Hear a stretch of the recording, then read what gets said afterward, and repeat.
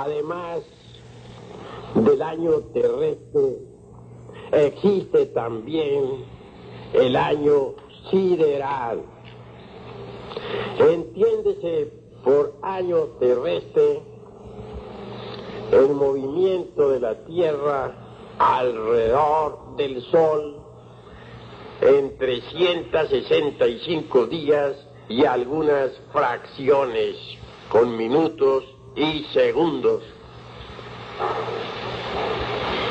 Obviamente, este año terrestre tiene 4 estaciones: primavera, verano, otoño e invierno.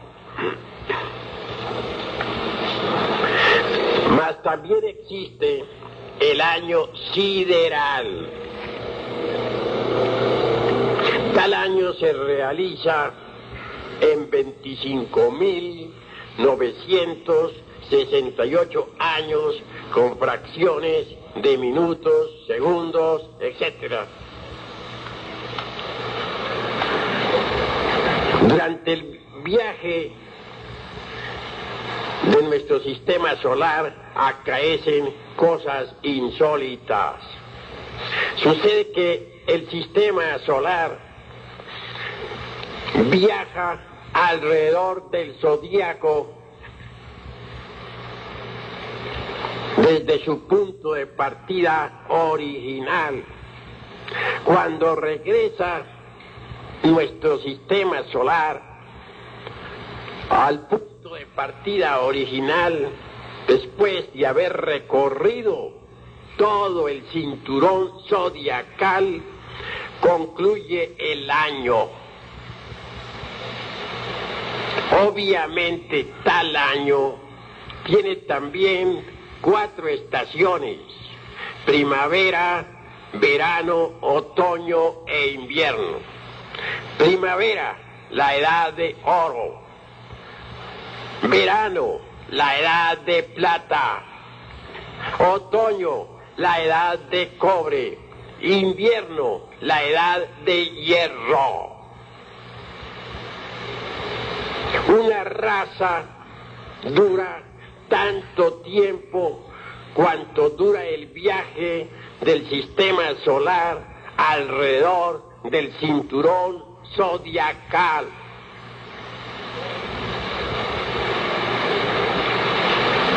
Nuestra raza actual, la raza aria, que puebla los 5 continentes del mundo,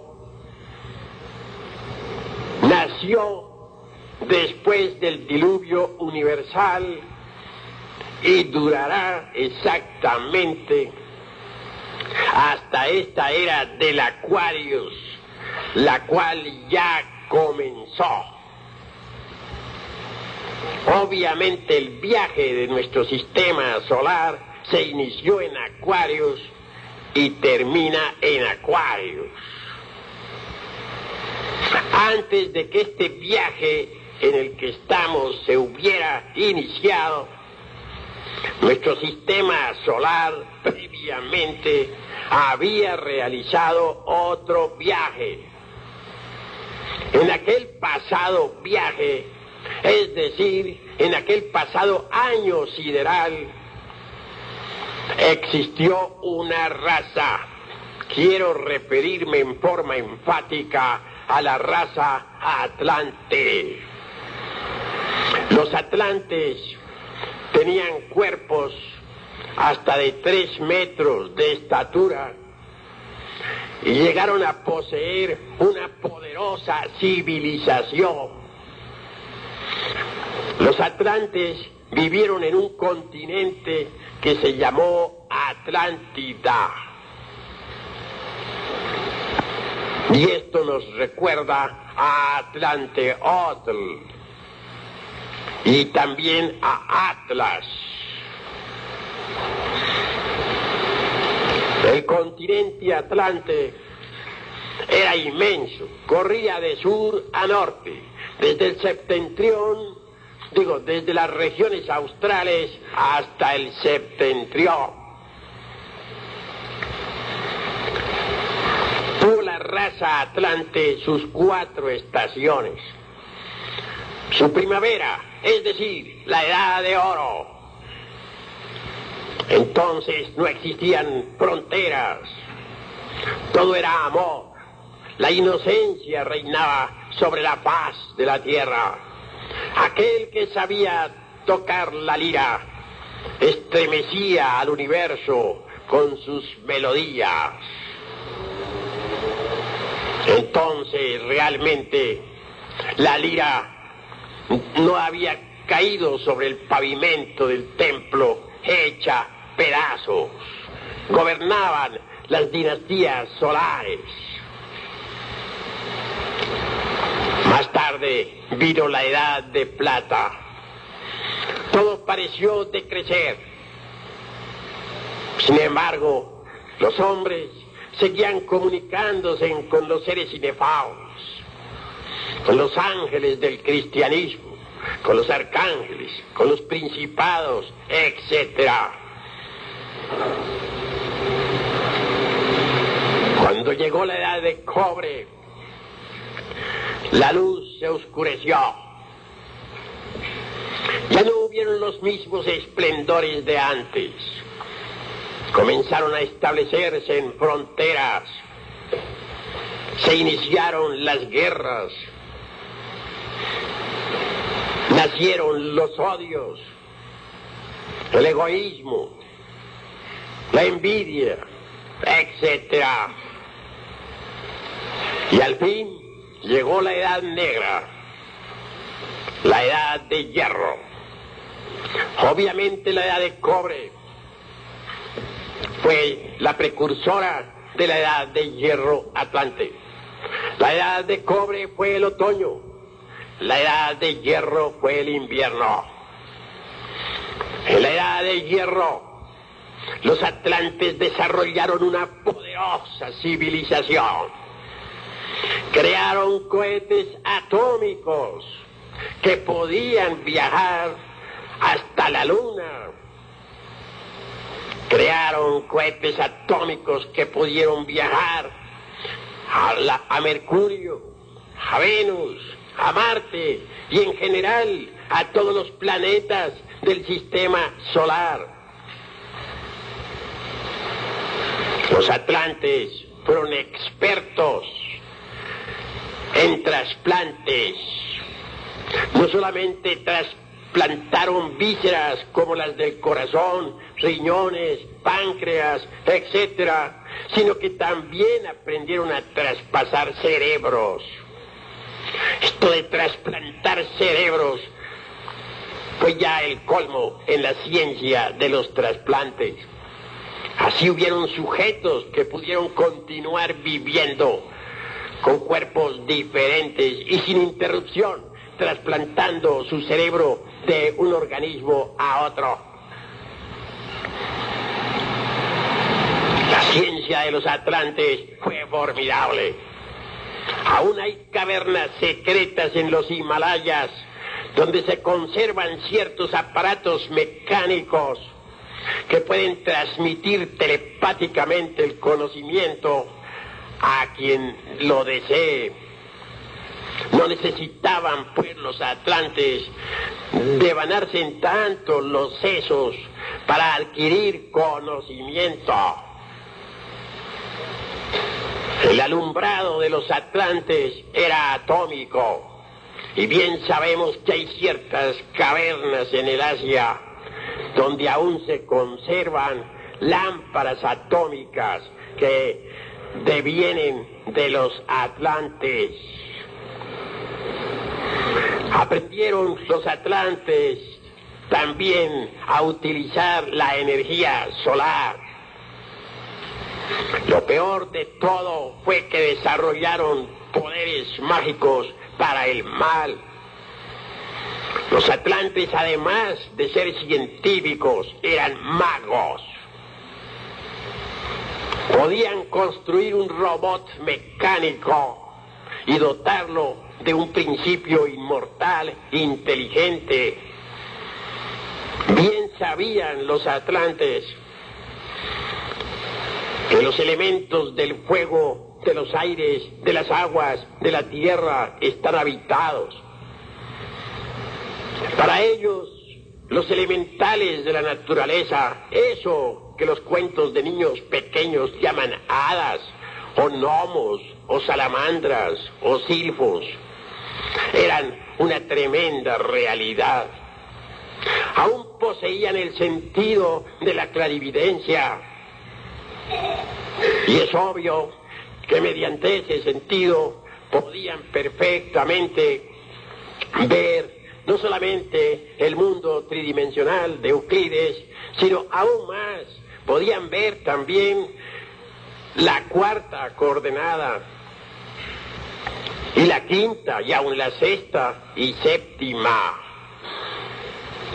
Entonces, repito, se apoderaban de cualquiera de esas criaturas de los elementos, criaturas invisibles para los sentidos ordinarios, y la metían dentro de su robot. Tales robots, de hecho, se convirtieron en seres inteligentes, en seres que servían a sus amos.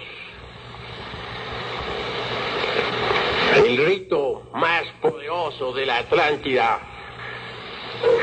fue el del dios Neptuno.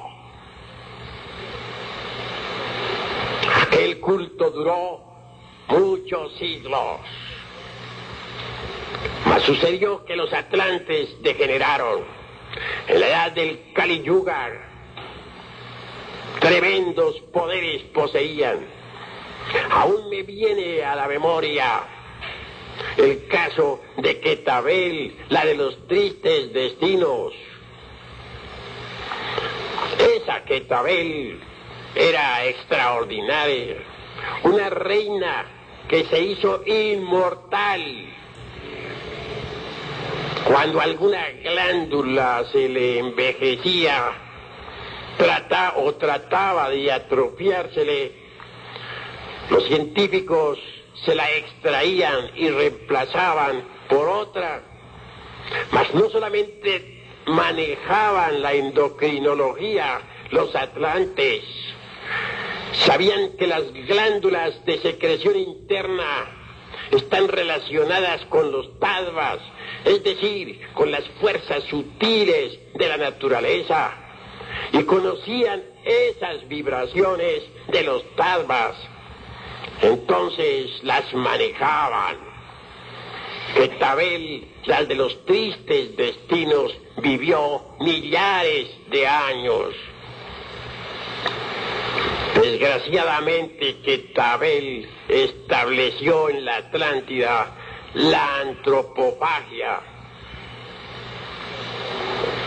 Se inmolaban niños, mujeres, jóvenes, en aras de sus cultos religiosos a las potestades de las tinieblas. Y después las multitudes se lanzaban sobre aquellos cadáveres de los cuales se había extraído el corazón, y naturalmente trataban de devorar sus carnes. Mas antes de que estos cadáveres fueran arrojados a las multitudes, eran llevados al laboratorio. Entonces se les extraía las glándulas para servicio de Quetabel, la de los tristes destinos. La Atlántida degeneró en magia negra y antropofagia. Podían los atlantes fabricar un monstruo mental y luego cristalizarlo con la voluntad. Posteriormente lo alimentaban de sangre. Las guerras atlantes en los últimos tiempos fueron espantosas. Se usó la energía nuclear. Bombas atómicas acabaron con las preciosas ciudades de la Atlántida. Mas al fin, terminó el sistema solar su viaje alrededor del cinturón zodiacal. Cuando eso sucedió, hubo una revolución de los ejes de la Tierra. Los mares se desplazaron cambiando de lecho. Lo que eran polos se convirtieron en Ecuador. Lo que era Ecuador se convirtió en polos. Perecieron millones de personas. Todas esas poderosas ciudades de la Atlántida quedaron sumergidas entre el océano que lleva su nombre. Viéneme a la memoria en estos momentos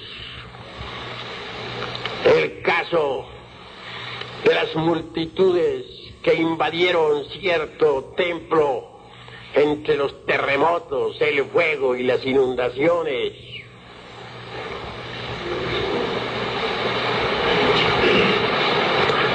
Las gentes desesperadas clamaban al gran sacerdote Ramú y decían: Ramú, sálvanos. Ramú apareció ante todos diciendo: ya os lo había dicho, vosotros pereceréis con vuestras mujeres y con vuestros esclavos y con vuestros hijos. Y la futura raza, si va a seguir el camino de vosotros, si va a seguir vuestro ejemplo, perecerá también. Dicen, cuentan las tradiciones que las últimas palabras de Ramú fueron ahogadas por el humo y las llamas. 3 fuertes terremotos hundieron al continente Atlante entre las enfurecidas olas del océano que lleva su nombre. Concluida aquella gran catástrofe, se inició la nueva raza. Obviamente de entre aquellas multitudes que perecieron, antes de que la catástrofe sucediera, se escapó un pueblo. Dicen las tradiciones que un gran maestro llamado Vaivasvata, el Noé bíblico, indudablemente, llamó a las gentes para decirles lo que iría a suceder. Mas las gentes no le creían, se burlaban, se mofaban de él. Y en vísperas de la gran catástrofe, comían, bailaban, se divertían y se daban en casamiento, y al otro día eran cadáveres. Los santos seres que rigen el destino de la humanidad dieron orden al Manú Vaivasvata para que saliera con su pueblo antes de que el continente Atlante se sumergiera entre las tormentosas aguas del océano. Y el Manú, al frente de su pueblo, supo escaparse. Tuvo que huir de noche. Como quiera que los señores de la paz tenebrosa, los reyes, los dueños de aquellos famosos y poderosos robots, tenían aviones maravillosos para viajar a través del espacio. Entonces, los líderes del selecto pueblo del Manú Vaivasvata se apoderaron de aquellos aviones o los destruyeron. Cuando los señores de la tierra, cuando los perversos moradores de aquella tierra despertaron de su sueño, porque el viaje fue nocturno, con gran asombro notaron que las aguas estaban invadiendo sus tierras. Fueron inmediatamente en busca de sus naves aéreas, mas no las hallaron. Comprendieron lo que pasaba y trataron de perseguir al pueblo selecto, mas solo lograron matar a algunos pocos. En realidad, aquellos señores de la paz sombría, los atlantes, murieron, fueron devorados por las aguas. Hoy, en el fondo del océano Atlántico, subyacen ciudades maravillosas y ricos palacios, donde antes existieran salas espléndidas, con gentes que por allí se deslizaban. Ahora solo hay focas y peces. Pasada la gran catástrofe Atlante, repito, el sistema solar inició un nuevo viaje alrededor del cinturón zodiacal. Los que se salvaron de la gran catástrofe emigraron hasta el altiplano que está situado en la meseta central del Asia y que hoy se llama Tíbet. Fue en ese Tíbet, fue en esa meseta central del Asia donde los sobrevivientes se mezclaron con los hiperbóreos, con los nórdicos, para originar la nueva raza, nuestra raza, la raza aria. Después del diluvio se inició un nuevo viaje alrededor del cinturón zodiacal. Después del diluvio nació nuestra raza. Obviamente, cada raza tiene 7 subrazas. La primera subraza se formó en la meseta central del Asia, que entonces se llamaba la misma Achar. La segunda subraza floreció en la India. Y las migraciones llevaron, pues,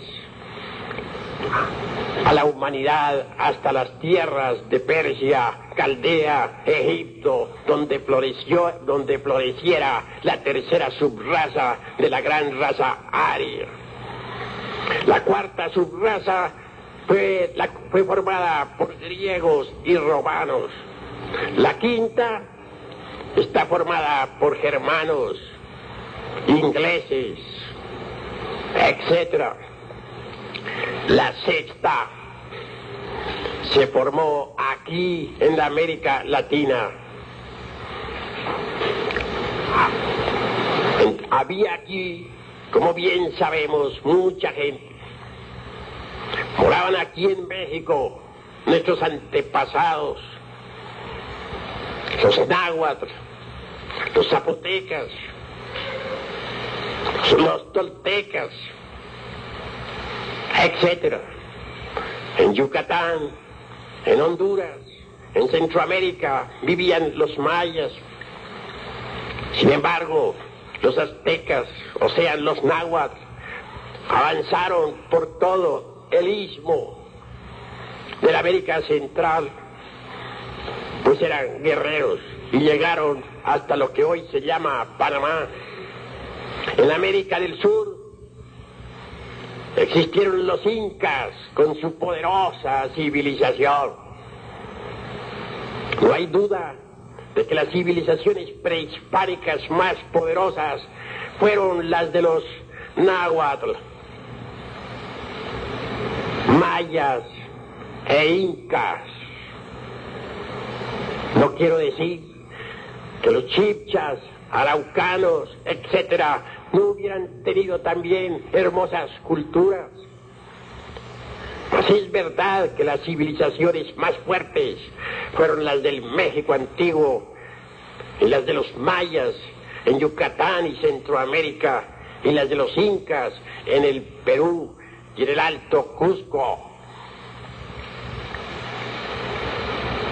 Cuando los españoles llegaron aquí, a nuestra querida tierra mexicana, y cuando invadieron en general a toda esta tierra de América, se mezclaron con las razas autóctonas, y de esta mezcla nacimos nosotros, los hombres de la sexta subraza de la raza aria. La séptima se está formando en los Estados Unidos, ya existe. Es el resultado de la mezcla de todas las subrazas del mundo. Repito, una raza dura lo que dura el viaje del sistema solar alrededor del cinturón zodiacal. Nuestra raza nació en la constelación de Acuario, durante la era del aguador, después del diluvio universal. El fin se acerca. Ha terminado el viaje del sistema solar. Ha vuelto después de muchos años al punto inicial de partida. En estos precisos momentos nos encontramos en la era del Aquarius. Esta era se inició el 4 de febrero del año 1962, entre las 2 y 3 de la tarde. Entonces, todos los astrónomos del mundo pudieron ver con sus telescopios el embotellamiento del tránsito celeste bajo la constelación del Aguador. Lo que estamos diciendo está pues debidamente documentado. No estamos afirmando nada que no tenga debida documentación. Que alguien diga que la era de Acuario todavía no se ha iniciado, o que a otros sostengan que se inició mucho antes del 4 de febrero del 62, ¿qué importa a la ciencia y qué a nosotros? La cruda realidad de los hechos es que la era del aguador se inició el 4 de febrero del 62, y esto lo vieron los astrónomos de todos los países del mundo. Es un hecho oficial, concreto, comprobado. Hubo por aquella época un eclipse de sol y de luna que algunos de ustedes recordarán. Faltan pocos grados, pues, para que el viaje del sistema solar en Aquarius llegue exactamente al punto inicial de partida original. Durante el viaje alrededor del cinturón zodiacal, los polos de la Tierra se van desviando. Si hoy saliéramos en un avión orientados exclusivamente por la aguja de la brújula, al llegar al polo norte, esta quedaría como loca. Y si descendiéramos verticalmente, de acuerdo con la ley, veríamos que allí ya no está el polo. Es decir, ya el polo geográfico no coincide con el polo magnético. Los polos de la Tierra ya están desviados. Y al concluir definitivamente el viaje, al llegar al grado exacto, al punto preciso de partida original, los polos se convertirán en Ecuador y el Ecuador en polos. Entonces los mares furiosos cambiarán de lecho y estas tierras en las cuales habitamos se sumergirán entre el fondo del océano. Un acontecimiento insólito acelerará o coadyuvará con esta cuestión de la revolución de los ejes de la Tierra. Quiero referirme al caso de Hercólubus. Dicho planeta es 3 o 6 veces más grande que Júpiter. Pertenece a un sistema solar muy lejano. Al sistema solar de Tino. Este sistema se está acercando a la Tierra. Los astrónomos ya tienen ante su vista a Hercólubus. Es un gigante poderoso. Hercólubus pasará por un ángulo del sistema solar. Cuando esto sea, la revolución de los ejes de la Tierra se acelerará violentamente. Y entonces vendrá la catástrofe. Algunos científicos pretenden alejar a Hercólubus con explosiones atómicas, mas esto resultará inútil. Es imposible con puras bombas atómicas alejar a un planeta monstruoso, gigantesco, poderoso. Hechos son hechos y ante los hechos tenemos que rendirnos. Cuando Hercólubus pasó cerca de la Lemúrica, continente que existiera antes de que existiera la Atlántida, acabó con tal continente. Bien sabemos que el continente Mu o Lemur, a través de 10.000 años de terremotos y incessantes erupciones volcánicas, se está hundiendo entre las aguas del borrascoso océano Pacífico. Cuando Hercólubus pasó al final del Kali Yuga, por un ángulo del sistema solar, al final del Kali Yuga del continente Atlante, vino el diluvio universal. Los mares se desplazaron cambiando de lecho y se acabó la Atlántida. Restos de la Atlántida son las Antillas, como restos del continente Mu son la isla de Pascua frente a la costa del Chile, o el archipiélago de la Oceanía, Australia, etc. Así pues, cuando Hercólubus pase nuevamente por este ángulo del sistema solar, pueden estar ustedes absolutamente seguros que vendrá la otra catástrofe. Así pues, la catástrofe que se avecina no es la primera, tampoco será la última. Si estudiamos cuidadosamente la piedra solar, el calendario azteca, encontraremos allí una sabiduría extraordinaria.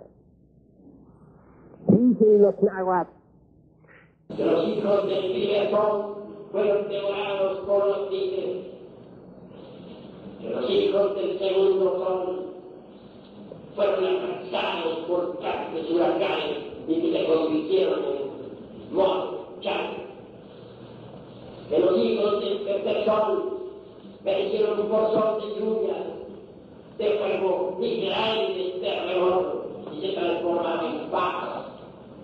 Dicen que los hijos del cuarto sol fueron tragados por las aguas y que se convirtieron en peces. Más nada dicen sobre los hijos del quinto sol. Gracias.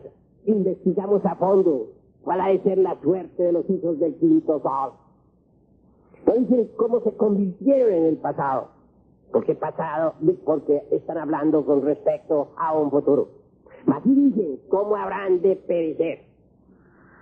Pronostican, ya hablando para el futuro. Los hijos del quinto sol perecerán por el fuego y los terremotos. Luego aseguran que en la época del quinto sol morirán los dioses, que se abandonará el culto a los dioses, cosa que se ha cumplido. Mas ponen nuevo énfasis los náhuatl en su calendario azteca para decir que durante la época del sexto sol resucitarán los dioses y que en la época del séptimo sol todo será divinal. Pero concretémonos a nosotros, los hijos del quinto sol. Obviamente los hijos del tercer sol fueron los hombres que vivieron en una tierra primigenia hace más de 300 millones de años, en la tierra protoplasmática. Se dice que fueron devorados por los tigres porque eran hijos de la sabiduría. Eran los hombres protoplasmáticos.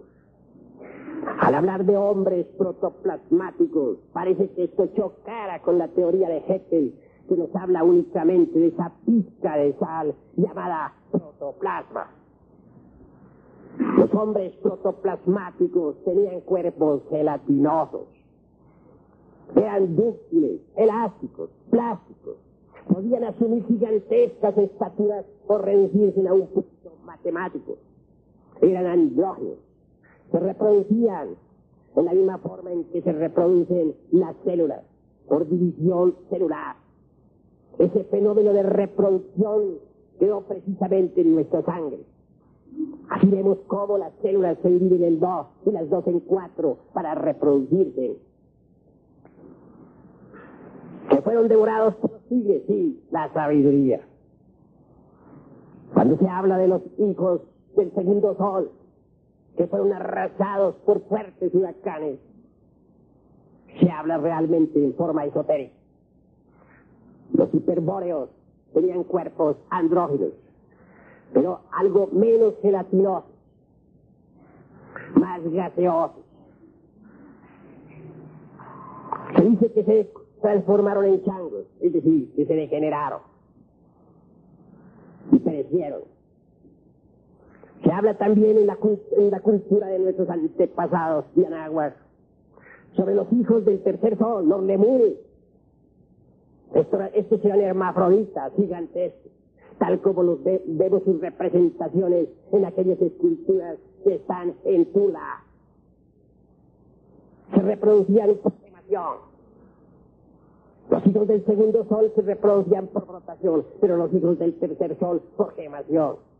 Es claro que aquellos hermafroditas ovulaban, y ese óvulo que se escapaba de sus ovarios venía a la existencia ya fecundado, pues eran varón y hembra, como dice la Biblia. Dios creó a los hombres varón y hembra los hizo. Entonces, se dice que en determinada época aquellos huevos se abrían y de allí salía una criatura que se alimentaba del padre madre. Esto de que fueron hermafroditas nos invita a pensar. Ciertamente las tetillas del varón son glándulas mamarias atrofiadas. El clítoris de la mujer es un palo masculino atrofiado y recogido con ligamentos nerviosos.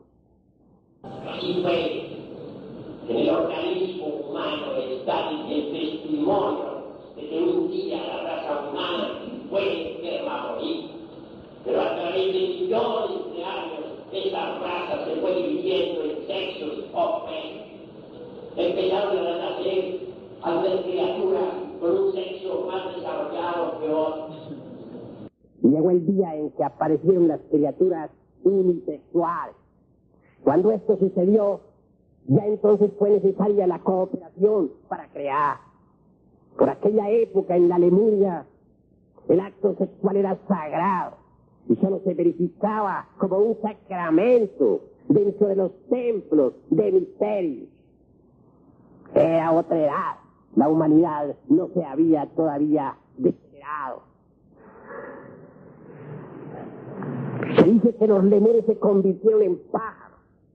Ciertamente, como testimonio de ello, digo, ya hace poco tiempo, en Bolivia, descubrieron una pequeña raza de liliputienses. Tenían de 10 a 20 centímetros de estatura. Hombres y mujeres eran pequeñitos. Habitaban dentro de un pueblito que parecía más bien un muñequero, un juego para niños. De la noche a la mañana aquellos liliputienses desaparecieron. Se metieron entre la cuarta vertical y se transportaron a otro lugar. Tenían que escapar porque ya se habían convertido en un escándalo público. Multitudes de gente iban a verlos.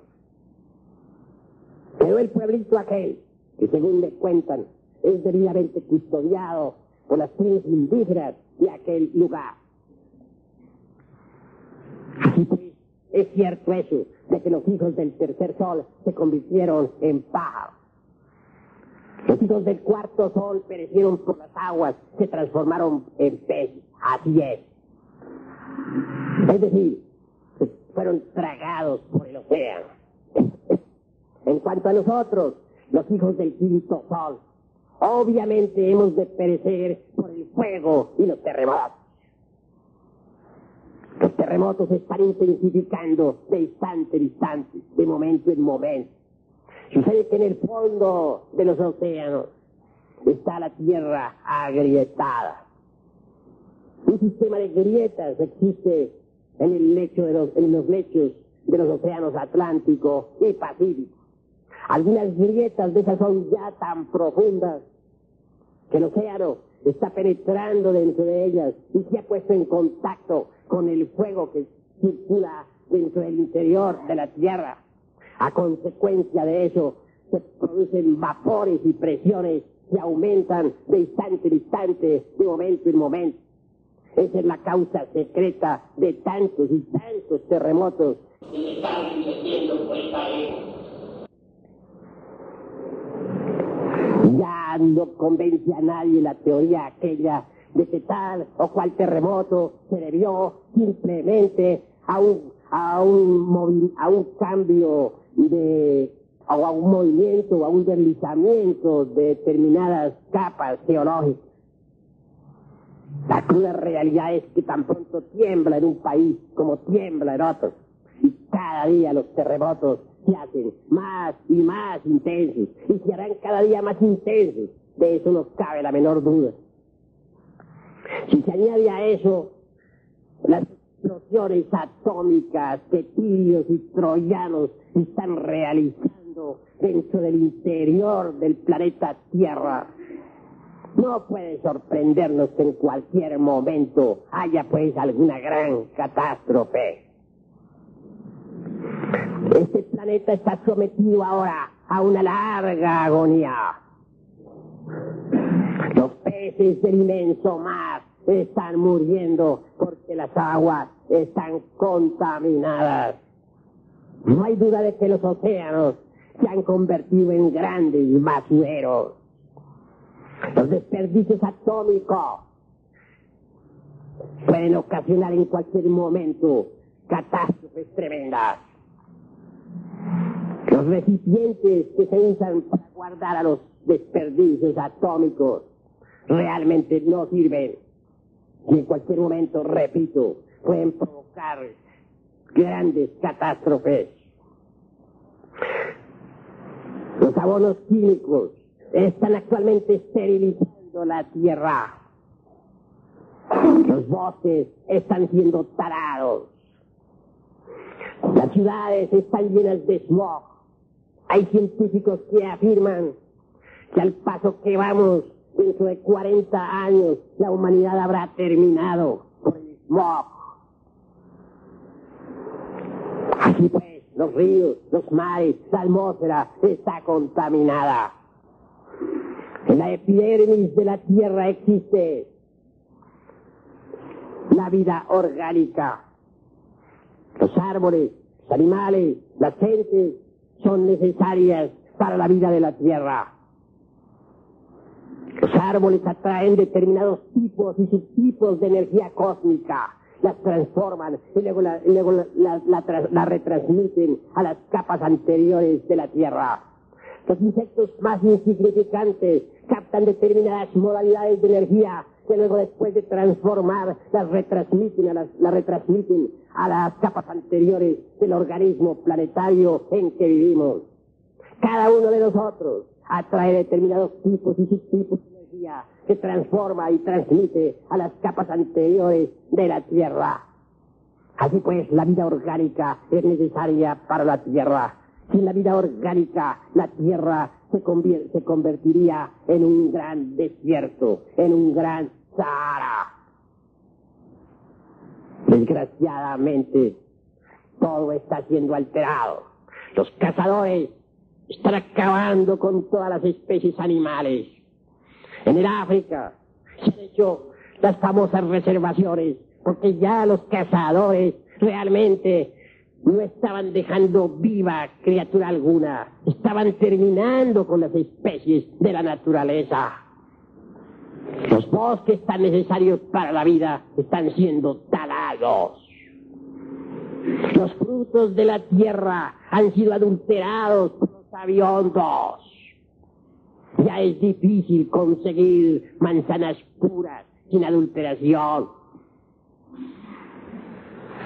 Un árbol que no ha sido adulterado, un árbol sin injertos, atrae específicamente la energía cósmica que le corresponde y luego la transforma y transmite a las capas anteriores de la tierra. Pero un árbol que ha sido injertado no puede ya cumplir tan preciosa misión y sus frutos están ya también alterados, ya no capturan, ya no se cargan con esa energía cósmica maravillosa con que antes se solían cargar, y dentro del organismo humano ya no llevan los mismos principios vitales que antes. Así pues, hoy en día vemos, sobre todo en la California del Norte, frutos bellísimos que son una fiesta para los ojos, pero que realmente no producen en el organismo los mismos efectos que producen los frutos que no han sido alterados por los injertos. Al paso que vamos, la tierra entera está siendo sometida a una pavorosa agonía, y esto tiene que llegar a un fin. Nostradamus, ese gran astrólogo que viviera en la Edad Media, afirma que en el año 1999 Hercólogos pasará cerca a la tierra. Aclara Nostradamus en sus centurias diciendo que entonces veremos como dos soles, y hace énfasis para sacar como consecuencia el fin de la presente raza aria. Obviamente esto tiene que llegar a un final. Por de pronto han habido dos guerras mundiales pavorosas. La de 1914 a 1918. La de 1939 a 1945. Mas viene una tercera guerra mundial, que será peor que la primera y que la segunda guerra. Y es que cuando el ser humano está lleno de odio, cuando carga en su interior los factores que producen guerras, incuestionablemente tienen que haber guerras. Me viene en este momento a la memoria Daniel el profeta. Decía Daniel que había visto en visión un gran océano, y que 4 vientos combatían entre sí. Después relataba que había visto también a 4 bestias que salían de entre el fondo de las aguas. La primera bestia, dice, era semejante a un león. Tenía alas de águila y le fue dado corazón de hombre. La segunda bestia, dice, parecía un oso. La tercera decía que tenía alas y que tenía 4 alas y 4 cabezas. Más parecía un leopardo. Y la cuarta bestia, dice, era diferente a todas en gran manera. Sus uñas eran de hierro y sus dientes también de acero, y todo lo que mascaba lo reducía a polvo. Y le fue dado que pudiera destruir la tierra por todas partes y que llevara la desolación a todos los rincones del mundo. También le fue dado que combatiera contra los santos del Altísimo. Mas vino el juez, se sentó y le fue quitado el reino. Y este reino fue entonces entregado a los santos. Llegó la edad de oro. Obviamente se refiere Daniel a las 4 edades, a la edad de oro, a la edad de plata, a la edad de cobre y a la edad de hierro, que es en la que estamos en este momento todos nosotros. En la edad de hierro, la humanidad llega al estado actual en que se encuentra. La cuarta bestia realmente ha sido espantosa en gran manera, como dijo Daniel, distinta a todas las otras bestias, mas tendrá su fin de la noche a la mañana, porque el día del Cristo vendrá cuando menos se aguarde. Así está escrito, que Él llegará como ladrón en la noche. Y en este preciso momento nos encontramos en el principio del fin. El Apocalipsis nos habla del principio del fin. Estamos precisamente en el final de todos los tiempos, en el final del Kali Yuga, en el final de la cuarta bestia. Ya verán ustedes dentro de pronto caer las grandes ciudades del mundo: Nueva York, Washington, París, Londres, quedarán reducidos a cenizas. Los terremotos se irán intensificando espantosamente.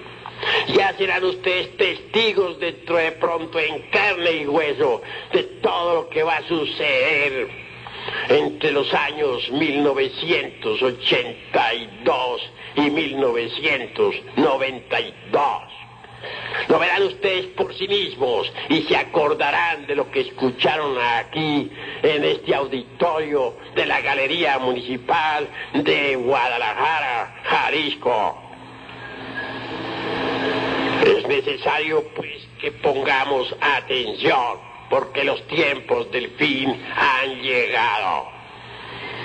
Con mecánica celeste se puede demostrar que el sistema solar está llegando al final de un viaje. Y todo viaje del sistema solar alrededor del zodíaco termina en verdad con una catástrofe. Por otra parte, el mal del mundo es tan grande que ya llegó hasta el cielo. Babilonia la Grande, la madre de todas las fornicaciones y abominaciones de la tierra, será destruida. Y de toda esta perversa civilización de víboras no quedará piedra sobre piedra.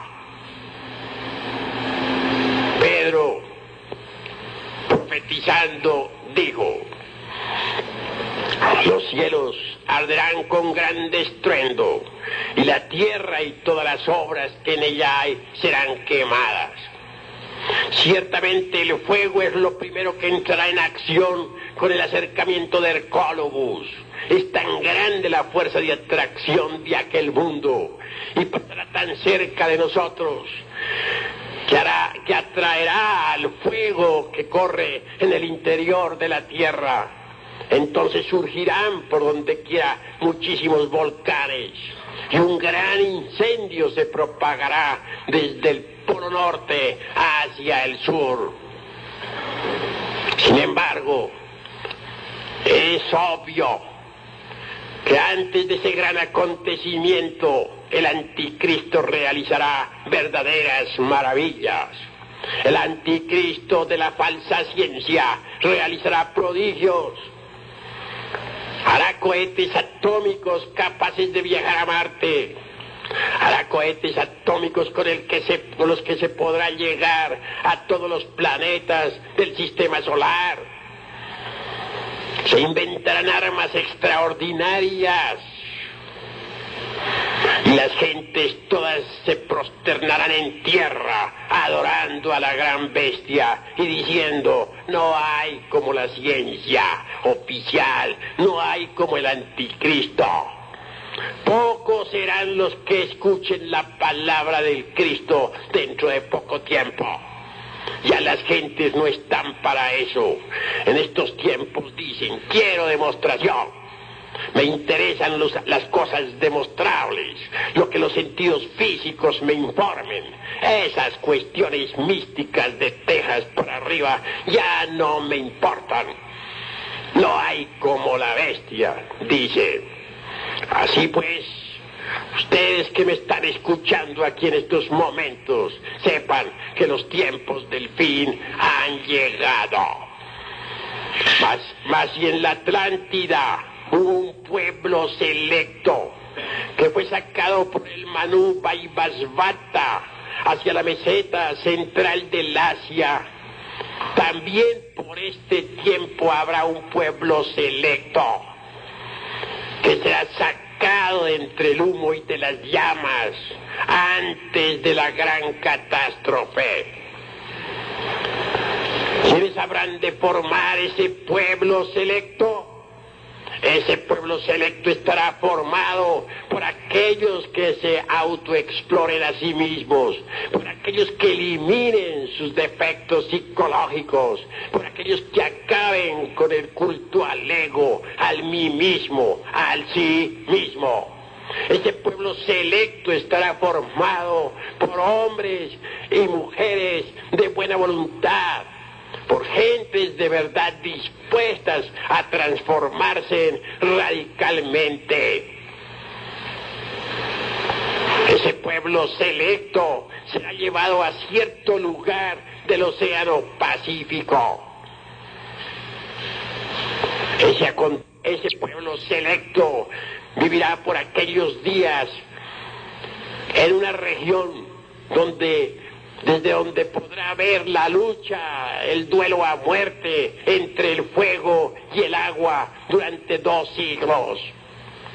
Y cuando el doble arco iris aparezca sobre las nubes, señal de una nueva alianza de Dios con los hombres, ese pueblo selecto habitará en tierra nueva y en cielos nuevos. Entonces amanecerá la edad de oro. Por eso fue que Virgilio, el poeta de Mantua, dijo: ya llegó la edad de oro y una nueva progenie manda. Hasta aquí mis palabras. Muchas gracias.